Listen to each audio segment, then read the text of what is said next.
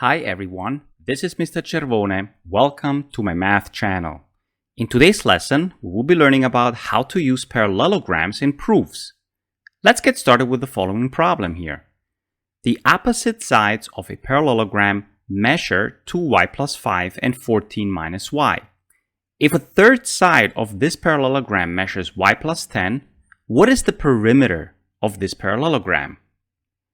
Now, when we want to solve this problem, we need to think about the properties of the parallelogram first and see what the relationship is between the opposite sides. How about we draw this figure first? So here we have the following scenario. We have a parallelogram. Let's call that parallelogram A, B, C, and D. And we label the opposite sides to be 2y plus 5 and 14 minus y. We also label the parallel sides with the triangle as shown here, and they're also congruent, okay? So as a matter of fact, there's already something we can do here. So here we can simply set 2y plus 5 equal to 14 minus y. Why is that? Well, the reason is simply that opposite sides of a parallelogram are congruent or equal in measure. Now, ultimately, we want to figure out what the value of y is. So here we get 3y equal to 9, and then we divide 3 on both sides to obtain a y value to be equal to 3. Now, once we have the y value, we simply need to substitute into those values or expressions shown for each of the segments. So here we get AB to be equal to 11, CD to have a value of 11, and BC equal to 13. Obviously, this figure is not drawn to scale. So what about the length of segment AD? Well, we know that the length of segment AD is opposite of segment BC. They're both parallel and they're congruent. Therefore, it turns out that AD must also be equal to 13. Now, to find the perimeter, all we want to do is just add up all these 4 values for each of the respective segment length, and we obtain a value of 48 for the perimeter. Now, why were we able to say that AB is equal to CD and that AD is equal to BC? Well, simply because in our previous lesson, we introduced all the properties of the parallelogram. And in this case, the property is that opposite sides of a parallelogram are equal in measure or congruent. So let's recap all the properties of the parallelogram. So here are all the properties of the parallelogram. A diagonal of a parallelogram divides the parallelogram into 2 congruent triangles. So basically, as you can see here, if we draw a diagonal, it is very simple to prove that the 2 triangles are congruent, because we know by the definition of a parallelogram, the opposite sides are parallel. So that's just a definition. So because of that, we can say that these 2 alternate interior angles must be congruent, because if 2 parallel lines are cut by transversal, which is the diagonal, then the alternate interior angles are congruent. Similarly, we can see that these 2 opposite segments are also parallel because of the definition of the parallelogram, and therefore, these 2 alternate interior angles must be congruent as well. Well, then we know that this segment is congruent to itself, and therefore, we can use the ASA postulate to prove that the 2 triangles must be congruent. Now, since the 2 triangles are congruent, then it follows that all the other 4 properties must be true as well.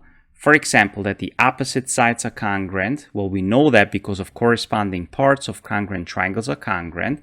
So therefore, these 2 opposite sides are also congruent. Then we know that the opposite angles must be congruent as well. Okay, so let me label this in here. And then we can say that the consecutive angles are supplementary. Well, that's also one of those properties that can easily be proven by looking at the parallel lines and the diagonal. In this case, the diagonal would be this segment over here that I'm highlighting. And therefore, the same side interior angles are supplementary. Maybe the last property is a little bit more involved, where the diagonals of a parallelogram bisect each other. But that can also be proven using triangles and proving them congruent. Now, in today's lesson, we want to discover how we can use these properties in proofs. So let's get started with a proof. Okay, so let's look at this example. We're given that JKLM is a parallelogram. We also know that segment MD is congruent to segment KE. How would we prove that segment JD is congruent to segment EL? So let's set up a statement reason table now. And then we want to add the first given, that JKLM is a parallelogram. Now, in order for us to prove that segment JD is congruent to segment EL, we need to first prove that triangle MJD is congruent to triangle KLE. And then we can use corresponding parts of congruent triangles to prove that those segments that we want to prove must be congruent as well. So, how do we proceed now? The fact that we know that JKLM is a parallelogram, we can use either one of the properties or the definition to state anything that will help us to prove those two triangles congruent. For example, that the opposite angles are congruent. Angle M is congruent to angle K. So let's write that in. Okay, so now that we've written that angle M is congruent to angle K because of opposite angles of a parallelogram are congruent, we can now label that in the diagram as well. What else must be true here? Well, we also know that the opposite sides of a parallelogram are congruent. Therefore, segment MJ is congruent to segment KL. We're also given that segment MD is congruent to segment KE. And then we can say that triangle JMD must be congruent to triangle LKE because of the SAS postulate. Now that allows us to say that segment JD must be congruent to segment EL because corresponding parts of congruent triangles are congruent. So this is exactly how we can use any property of the parallelogram or even the definition to prove certain statements. Let's look at another proof now. So in this proof, we're given that DEFG is a parallelogram. We're also given that segment DR is parallel to segment FS. How do we prove that angle EDR is congruent to angle GFS? So here we want to also label what we're given, basically that segment DR is parallel to segment FS. Then we can now start with a statement reason table. Let's now set up a statement reason table. Then we write that DEFG is a parallelogram. Notice that here we want to prove that angle EDR is congruent to angle GFS. So it's always a good idea to think backwards. What do we need to prove before that? So if we want to prove these angles here that I marked in blue, it probably would make sense to also prove the triangles. Triangle EDR congruent to triangle GFS. So let's somehow think about how we can do that. So here would make sense to say that segment DE and GF are congruent. And the reason is because opposite sides of parallelograms are congruent, okay? So what else can we do at this point? Then we can say that segment DE must be parallel to segment GF because that's actually the definition of a parallelogram. Well, now that we know that those two lines are parallel and we see that segment GE acts as a transversal, what can we say about the angles?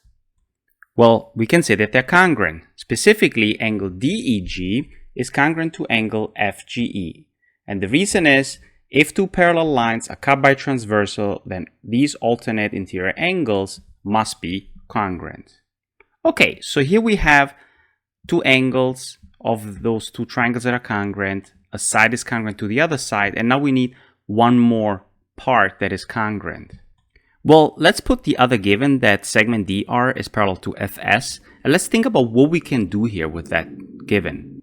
Well, here we can say that angle DRE must be congruent to angle FSG because of the same exact reason as number 4. Basically, we have those two parallel lines from step 5 that are cut by transversal RS in this case. So now we can say that triangle DRE must be congruent to triangle FSG because of the AAS theorem. And finally, we can say that angle EDR must be congruent to angle GFS because of corresponding parts of congruent triangles are congruent. So that's basically it, and that's also basically it for today's lesson.